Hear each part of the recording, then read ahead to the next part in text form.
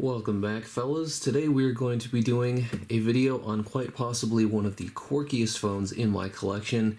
This is the Red Hydrogen 1. Now, a lot of you guys will probably remember this phone because it's actually not that old. This phone was made by Red, which is a very boutique camera manufacturer that makes really high-end professional film cameras that a lot of YouTubers use, but they have never made a phone before, and this was their first shot at it. And it was a complete flop. This phone was very quirky for some reasons we're going to get into, but it was also very expensive. Now, of course, Red makes very expensive cameras, so you could probably see why that was, but this phone was $1,300, so that would make it more expensive than the iPhone XS that was out at the time. Or actually, no, this was May 2018, so the original iPhone X was the newest. But anyways, more expensive than an iPhone and quite a bit worse in a lot of other ways. So, what made this thing so weird? Well, look at it. As you can see, this is a very well-built phone. It's made out of aluminum and carbon fiber, and I was actually told this is real carbon fiber here, so that's actually kind of neat. Down here you see we have the Red logo. We've got a dual camera system here, and then down here is actually a connector for kind of like a MotoMod style accessory package that they pitched with this phone that never actually came out as far as I could tell. So they had like an external camera, an additional battery pack, some things like that. But as far as I know, they never actually produced any of those. So this thing here doesn't really do anything. But as you can see, the side design is very, very interesting. You can see it has like these ridges on the side. I guess it's for better grip or whatnot. But you also have a red record button right here. The power button is here. On top, we have a micro SD in the SIM slot and a headphone jack. Remember those.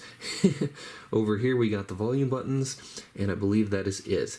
Along the bottom, we just have, I believe these are some microphones and a USB-C connector. Now on the front, it has a nice big screen with some nice big bezels to match. This was pretty unconventional at this point, but you know, it does have front-firing stereo speakers, so at least it has that going for it. Up here we have a camera and sensor array for the 4-view display, which I don't know if I'll be able to tell you or be able to show you it on camera, but essentially it is a holographic display. Now it does have some shortcomings, which I will get into. Let's go ahead and boot the phone up while I continue speaking here. This does have a 1440p display, which is nice, so that's not too bad there. This phone came out back in May of 2018, as you might be able to see here. There you go, this is an AT&T model. It was a flop, like I said. Now, we'll get into those reasons now. So I'll go ahead and boot this thing up. You can see here is our Red launcher. It actually is very similar to Nova Launcher, if I had to, you know, compare it to something like that. It does make a bunch of different noises. Like I said, when you unlock and unlock it, makes like robot noises, which is kind of neat. But let's go ahead and go into the system settings here. Now you'll be able to see very shortly that this is running Android 8.1, which is what it shipped with, and it never got any updates. This phone actually, I think, is out of complete support from Red just because nobody bought it. It was a complete failure. But let's see if I can pull up CPU-Z here, and we'll go over the first reason as to why this phone kind of sucked at the time. Now, as you can see, we have a Qualcomm Snapdragon 835. Not a terrible chip, obviously. I believe it also has 6 gigabytes of RAM, but this phone came out in May of 2018.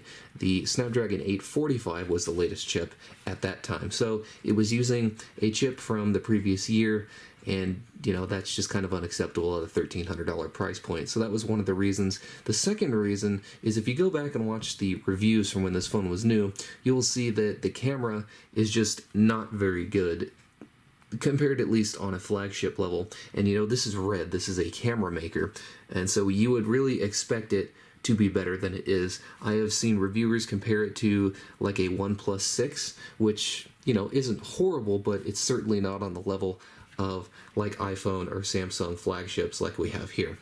But anyhow, that was another disappointment. Now we have to get to the biggest thing with this phone, which is the holographic screen. Red calls it a 4-view display, and essentially what it is again, it's just a holographic display. I'm not really sure how it works, but it pretty much gives you just a little bit of a like 3D effect. Now it's very similar to like wearing 3D glasses in a movie theater. It's not really realistic. I'm not really sure if I can show you if it'll pick up on the camera. I doubt it, but what you'll notice here is the screen does get a little bit much lower quality. Now I'm not really sure if this is going to pick up at all on camera, but basically you'll just be able to see like certain details of the image kind of stick out at you, and you might be able to see it actually there. So it's a very interesting effect, but the unfortunate part about this is that unless the content was made specifically for this phone, it's not going to be in this, format, and it's not going to work, obviously. But, and considering, again, how much of a flop this phone was, this is the only video I have to demonstrate this feature, the, one that came with the phone. But it's a neat thing. I haven't really ever seen anything like this on a phone before, and so it's kind of neat to see. But you'll kind of be able to tell that the screen gets quite a bit more pixelated when this mode is active. Now you can also take photos in this mode. Now if we go back into the camera, you can see you can change the mode, and now it's in 4-view mode, and so you're able to take photos that will have this effect. But it's just kind of a gimmick. I don't really think it's useful in any capacity, but it's certainly very quirky, and that's what I like over here with my phone collection. But yeah, it's just an interesting piece of history at this point. This phone kind of sucked for the price and a bunch of other things, but now that, one day eventually this will be a very hard to find device, I'm kind of glad I owned one.